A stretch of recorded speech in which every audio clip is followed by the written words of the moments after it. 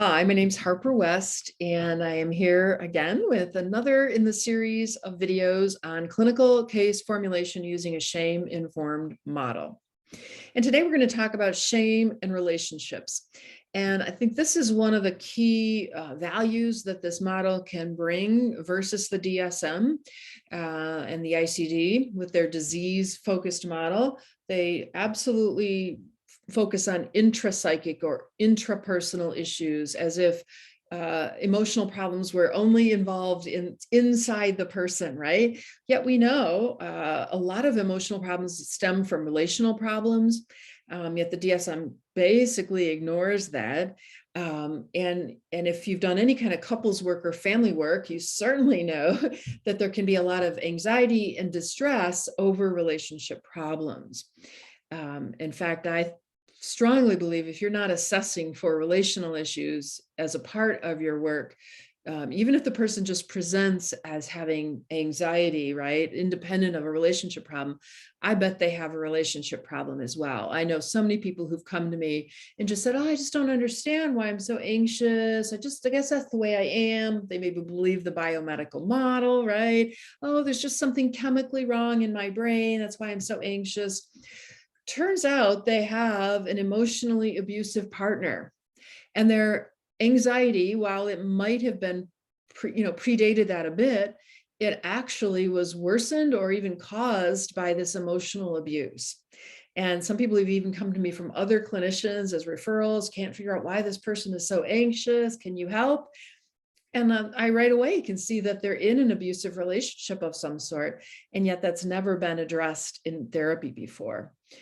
It's phenomenal to me that many people are trained in psychology and don't understand that we gather so much of our emotional experience from the people around us. We have actual parts of our brain, mirror neurons in our brain that tell us that assess for the emotional status of those in our environment, and we react to that. That is healthy, that is normal. And yet again, the DSM just dismisses that, doesn't even honor that as a legitimate human experience. And yet it is. If we are living with somebody who is anxious or angry or hostile or unstable in some way, we will experience that and we will internalize that and react to that. That is just our human experience and the neurobiology of our brains. So it's phenomenal, again, to me, that should be dismissed. And as I've talked about in the previous videos, shame is a foundational emotion that is also trans-diagnostic and affects us. And we're going to see today how it deeply affects our relationships. So yeah, we have to pay attention to this. We cannot ignore this. We also know in attachment theory and the neurobiology of attachment that we gather a lot of information from our relationships. And if we feel like those attachment relationships, those close primary relationships are being ruptured, this triggers distress. Right? Just like if you think about a child away from its mother in the grocery store, she becomes distressed and cries and is upset. In the same way, when we know our adult relationships are in danger, are in conflict, are in distress, we are going to feel that and become distressed. That is natural human experience. But it can lead to problems in our social engagement system, in our ventral vagal system, and a lot of problems.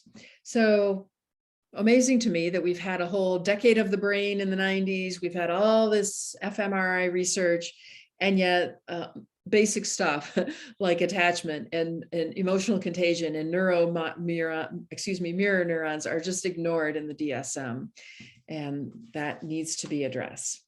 Okay. So yeah, we talk about shame in this model, and we integrate this into a framework so we understand our emotional health. 5 causative factors that I talked about in the previous video lead to an inability to handle shame in healthy ways. They lead to fearful responses, dysregulation or overregulation, the sympathetic or the dorsal response to fear. When we experience shame, that is a common thing that many people experience. Fear and shame are coupled together in unhealthy ways, and usually leads to a response that misperceives rejection, is sensitive to rejection, and then leads to some attachment related distress. Okay. One of the phrases that some people have used is that anger is shame's bodyguard, indicating this connection between shame as a primary emotion and secondary emotion of anger. And if we think about that as anger towards others, it certainly happens. We also experience that as anger towards the self, which we'll talk about here more. And so this shame intolerance becomes very clinically relevant. And if we don't address how shame affects us and our relationships, we're going to be missing a big, important factor. So how do we respond to shame? We have what are the blame shifting strategies. I'm going to move myself over here a little bit. These can be labeled as mental disorders if we really want to, but they're actually shame intolerance disorders, or what we could say blame shifting strategies. There are three main ones listed here. Self-blaming, or it's always my fault. These show up in our therapy rooms as anxiety, depression, social anxiety, OCD, but also kind of some subclinical behaviors of overachievement, perfectionism, passivity, etc., submissiveness. We can have other blaming. It's not my fault is basically the mantra of this personality. Clinically, these would be assessed with narcissistic, antisocial, or maybe borderline personality disorders, but there are lots of subclinical varieties of this, which we'll talk about. We also have blame avoiding. It's nobody's fault, and let's just not talk about it. And there aren't a lot of these in the DSM. Avoidant personality disorder might be one. I happen to think that people on the Asperger's or autism spectrum have avoidant tendencies, and I know that might be controversial. There might be also obviously some neurodiversity in there, but I think there's some avoidant tendencies in there. And that makes sense because, again, if we think about shame as a primary emotion, it's linked to these secondary emotions or behaviors. If we feel shame, we might go into that fight or flight response, which would be the self-blaming types of behaviors. We might go into the fight response, which is a little more that other blaming, fighting, lashing out at others if we experience shame. Or avoidance is also affiliated with the emotion of disgust, right? When we're disgusted, we tend to avoid certain things. Well, if we feel disgust at the self, we might want to avoid the experience of shame. So those are the three main ways that many people handle shame. If they haven't learned the healthy shame management strategy of self-acceptance, then they're going to learn these unhealthy shame management strategies or blame shifting strategies.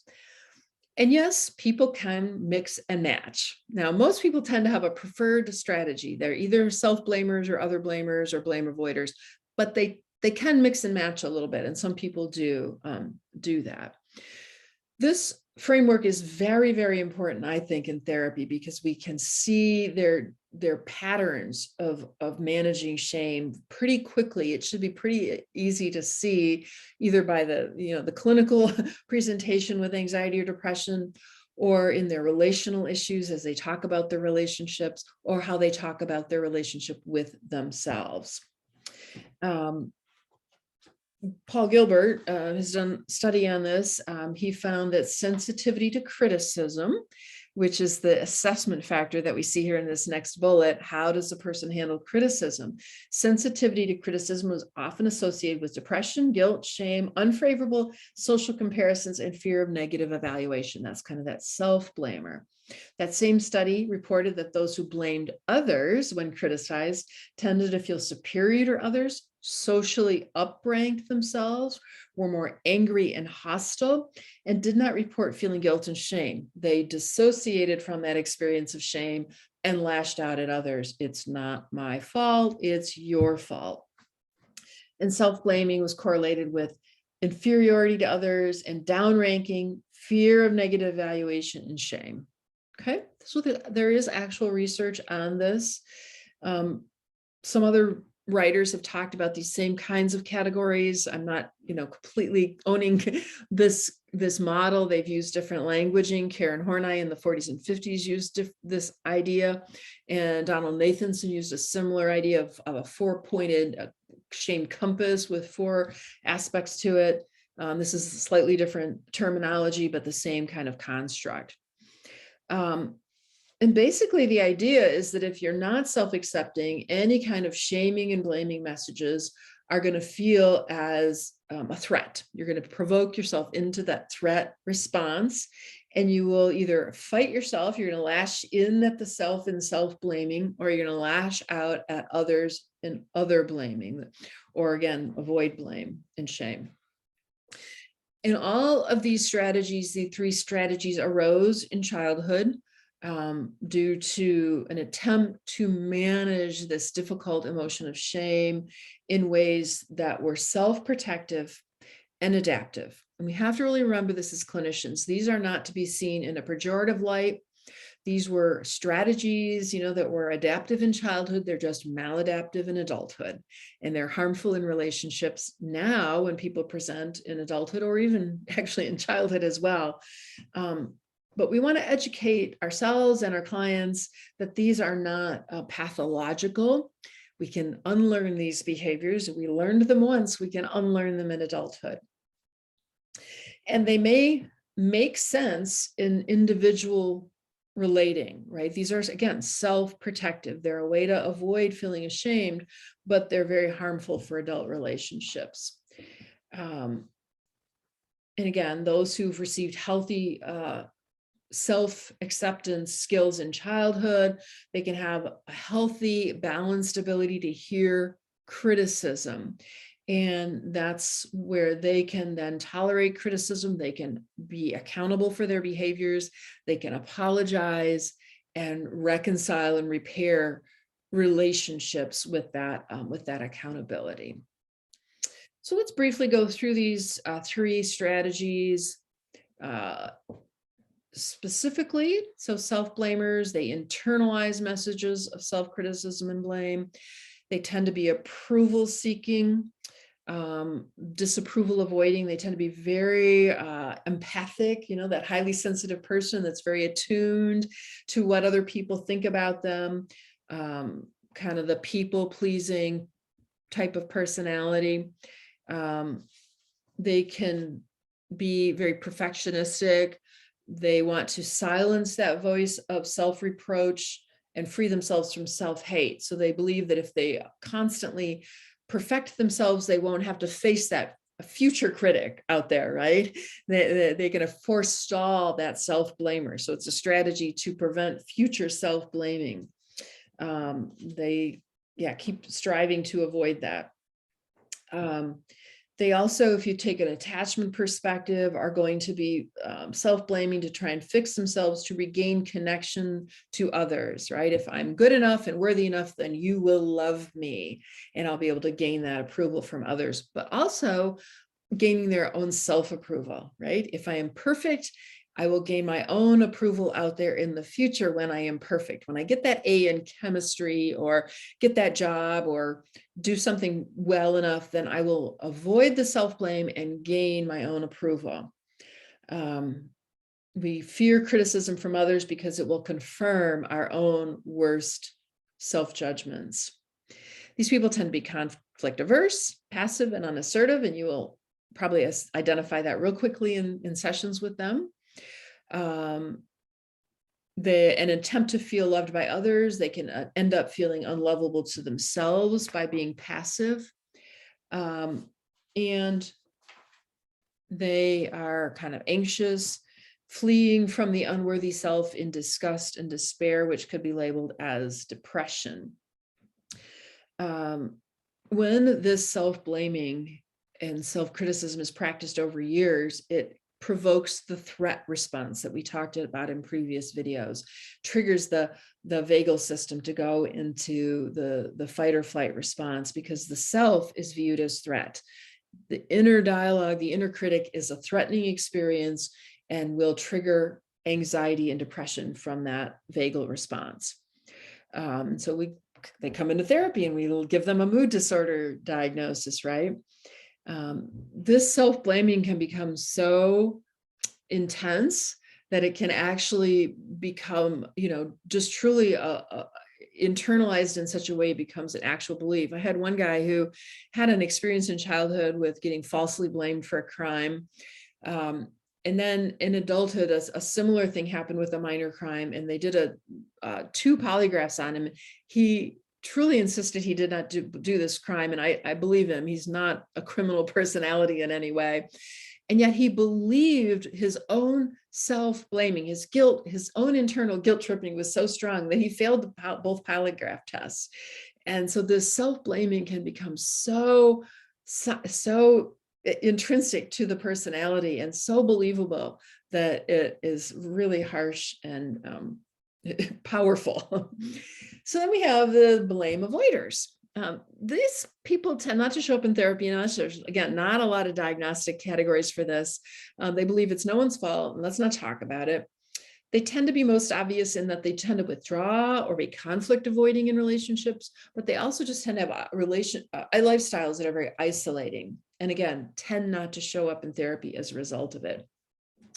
They conceal their behaviors, and that's also their main motivation, is to avoid blame and shame in any way. And then we have the other blamers, this big category that is absolutely underrepresented in the DSM, underrepresented in clinical training, and very much about what we know is to be a very unhealthy style of behavior that affects others very severely. These people are hypervigilant to and overreactive to criticism, and they fear accountability. So this is what you will see in clinical assessments. They tend to argue a lot. They tend to make excuses. They tend to rationalize, abuse, and gaslight, etc. I have on my website a long list of these behaviors. If you look on any websites describing narcissistic behaviors or antisocial behaviors, you will see these. They have learned to manage the feeling of shame with a lack of accountability. That's the core. Basically, there are all these behaviors are ways to deflect shame and blame from penetrating into their awareness. This leads to behaviors that we could consider as immoral or character disordered. Lack of accountability, entitlement, they are above the law, they don't play by normal social and moral codes, etc., etc. And in relationships, they're very toxic. If you, again, do couples therapy or family therapy in any way, you will see an other blamer almost always show up in those relationships. Again, they're missed by the DSM, but they're very harmful. Subclinically toxic and high conflict relationships, narcissistic behaviors, abusive, coercive, manipulative, extortive relationships. They're bullies, they're criminals, they're addicts, they're underfunctioning, shows up in oppositional children, harsh, punitive, authoritarian parenting, and addictive behaviors. The problem that I have with these people, it's bad enough that they do these things, but they do these things in relationships. And as a result, they destroy empathy, openness, vulnerability, closeness, love, compassion, connection, all of the very things that we as humans seek out in relationships and expect in pro-social relationships. They follow by the opposite rules that most of us healthy individuals follow in relationships, right? We expect when we go into relationships, we're going to be honest, we're going to be trustworthy, we're going to be forthcoming, we're going to be loving, all of that, right? No, they play by the exact opposite set of rules. So they destroy healthy relationships. And most distressing to me is they worsen the self-blaming tendencies that they tend to partner up with in relationships. Other blamers tend to partner up with self-blamers because that's a lock and key for them. They want somebody who's going to absorb all their guilt and blame and shame, right? They offload it, somebody else has got to absorb it. But for the victim of this narcissistic abuse, it worsens their self-blaming tendencies. And they often come into therapy highly anxious, highly distressed. And again, they don't know why, and they can't really explain it. They just think, I'm anxious. I'm not sure why. I know why. You're in a relationship with an abusive personality who is worsening your own bad tendencies, who's guilt tripping you and making your guilt as a self-blamer worse. They also teach partners to pull away from openness and empathy and intimacy in relationships because they're so combative. They tend to escalate arguments. It's never their fault, so it's always got to be somebody else's fault. And eventually, the victim of this abuse will shut down and pull away, and this causes a lot of problems for the victim again. I find lots of clinicians don't assess for this, and they miss this in relationships. They miss it in individual therapy, and they're missing a very, very important factor when they assess other people, assess their patients.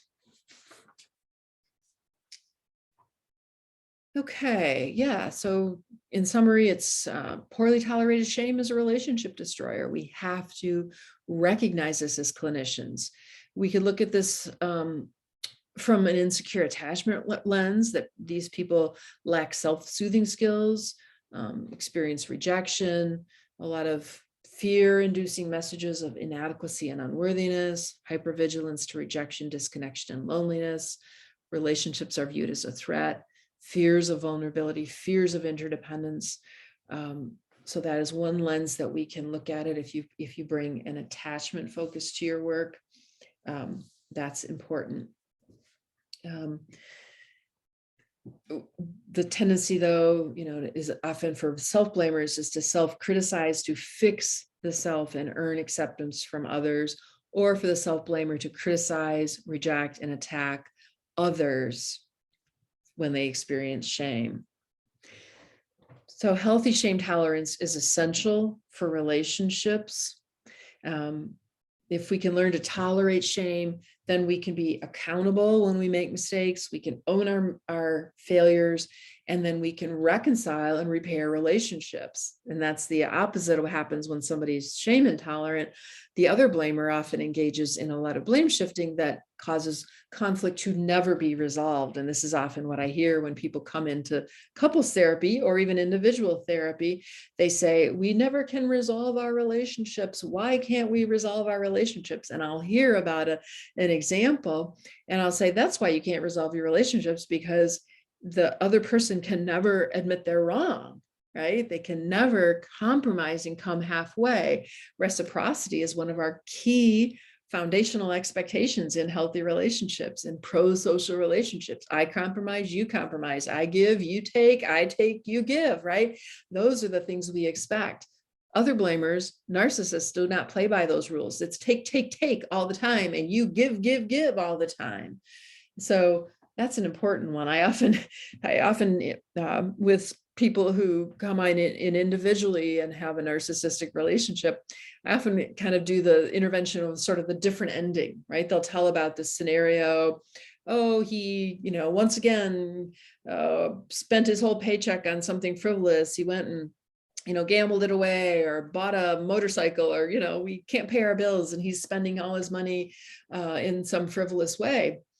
And they'll have a 3-hour argument about that. And so I'll listen to all that and I'll think, oh, that's interesting. And I'll kind of play dumb. And I'm like, I wonder if that conversation could have gone any other way. Is there a different way he could have responded to that accusation that he, spent all of his paycheck on the motorcycle or whatever. And she'll sit there and she'll go, I don't know. I can't think of any other way.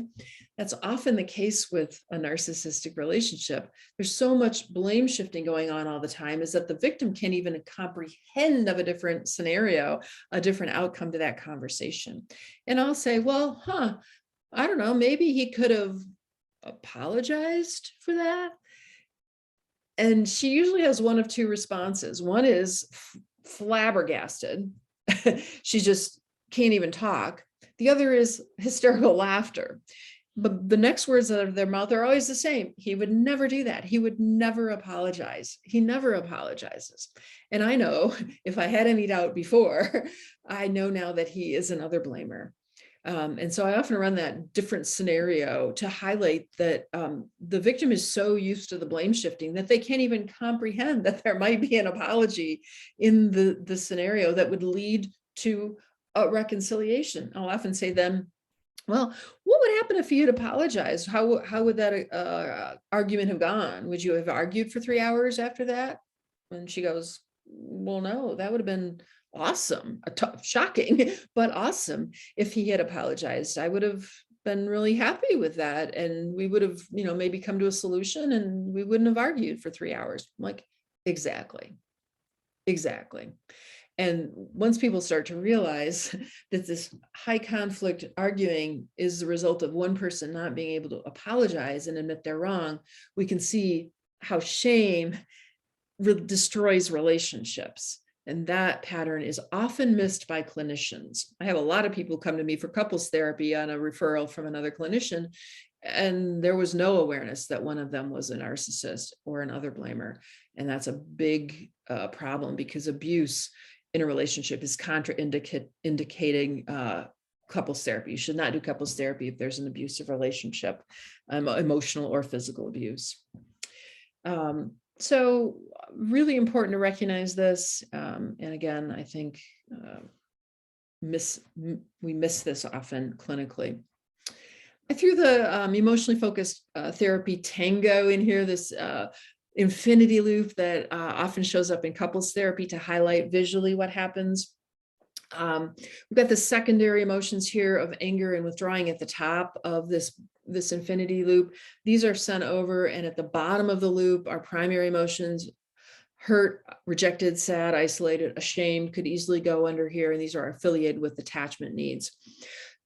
So when the other blamer is constantly sending over anger and blame shifting to the victim, she's going to feel hurt and rejected, and get triggered. And this is how the narcissist can trigger people over and over again into an unhealthy, high conflict relationship pattern. And we even see this in society, where certain types of people, certain political parties, certain political figures can never be wrong, and constantly are blaming others for their problems. And we go around and around in this same sort of way in a societal level. Okay. So this is how poorly tolerated shame can affect relationships with others. It can influence the relationship with the self. Poor shame tolerance leads to lack of self-attachment, if we use an attachment model, or self-acceptance. The relationship with the self is a source of threat. You are attacker and attacked with no safe haven, and the lack of relationship with yourself is the ultimate loneliness and betrayal.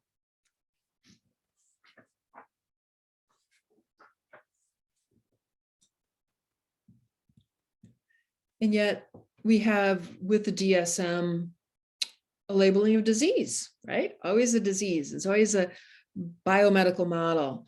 And yet we can think about shame as a trans-diagnostic emotion leading to hypervigilance, to being shamed, victimized, or rejected, right? This would be anxiety, fearful of social threats, relational problems, and then hyperreactivity with fear, anger, blame shifting, attacking others, the other blamers, self-loathing, attacking the self, or depression, shutting down and avoiding blame and shame. We can see these through a very different lens if we look through this shame-focused lens rather than the disease-focused model. So that's our talk on shame and how it affects relationships. Again, I think an important element of psychology that the DSM completely ignores, as far as I'm aware, and yeah, as clinicians, is so powerful in helping understand the relationship the person has with themselves and how their perhaps toxic relationship patterns, either presently or in their past life, in childhood or in other adult relationships affect them very negatively. Thanks for joining me today, and I hope you watch the other videos in this series on a shame-informed model for clinical case formulation. Next, we're going to dive into a summary of the 5 factors and how that looks in the case matrix. Thank you.